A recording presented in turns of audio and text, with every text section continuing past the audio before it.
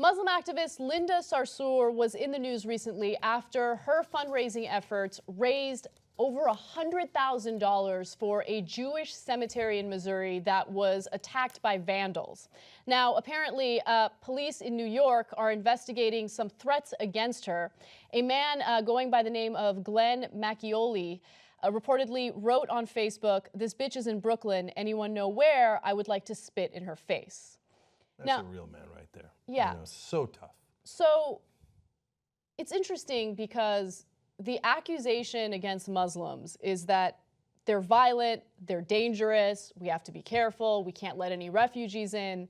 But there's been so much violence geared toward the Muslim community. So you can't claim that Muslims are violent and that they're terrible and we should get rid of them when you yourself are going out inciting violence or actually attacking Muslims. Look, this is actually, based on what I've experienced online, a pretty tame threat, right? Because the threats that we get are, you know, super specific.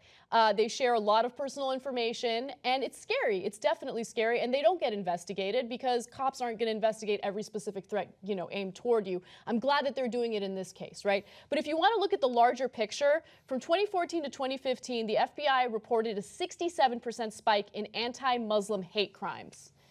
So again, you can't claim that they're the violent ones when you yourself are threatening them with violence or actually using violence against them.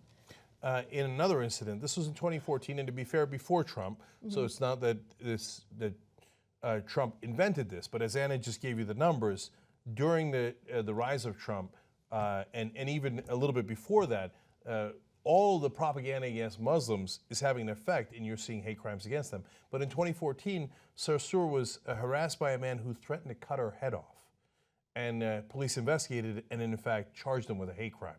So she was right about that. That happened, and the guy was charged. So now think about role reversal. Imagine it's a Muslim man that finds a white woman objectionable, and he threatens to cut her head off. You know, what would they say about that Muslim man? They would say, see, we knew it. That's how the Muslims are. They just want to cut people's heads off. Now, again, it's not in the disparity in the treatment from authorities because that man was charged with a crime. That's good, okay?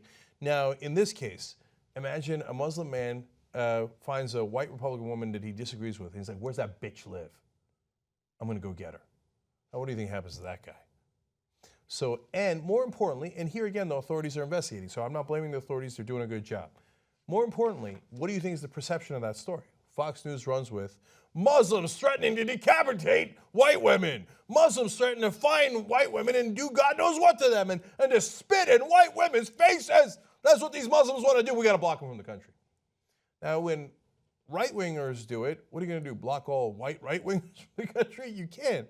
So it makes no sense. And the reality is, of course, it makes no sense when you stigmatize Muslim people. In fact, what it does is it encourages the worst in people, and it leads to hate crimes and to things like this. You know, it's interesting because most of the hate that we get is in response to us defending Muslims like Sarsour, right? And the threats, again, are vicious and they're specific. And it's interesting because they're criticizing us and threatening us with violence because we are protecting or at least defending a community that needs to be defended, right? And so their accusation is, well, they're violent, they're dangerous.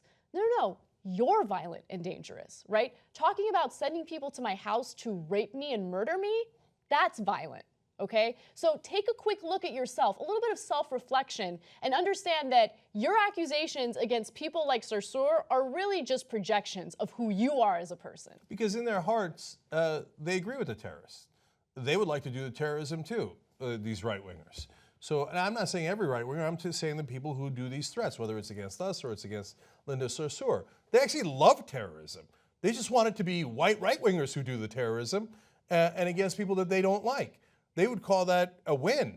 So they like threatening people. That's literally a terroristic threat. And it happens over and over again, and then they celebrate it. And by the way, their right-wing trash publications encourage it. So the people who've done articles attacking Sarsour or Daily Caller, FrontPageMag, American Thinker, the Gateway Pundit, same, by the way, very similar list to the ones that Politico just reported, are used as propaganda to prop up Trump. Right. So they do propaganda to prop up the right wing. They do propaganda to attack any critic that they don't like. And Sarsour worked to help Bernie Sanders get elected, and she's doing great things like the Women's March. And they're like, so we got to rip her apart. So hey, everybody, she's the target. She's the target. And then all of a sudden, she's targeted. And then they go, oh golly gee, I wonder how that happened. Because in their heart, they think terrorism is excellent. They just wish that they could do it instead of the other guys. She raised $100,000 for that cemetery and other Jewish community centers that have been targeted in hate crimes. She's a recipient of a Champion of Change Award in 2012, and she's a member of a police reform group, I love this, called the Justice League.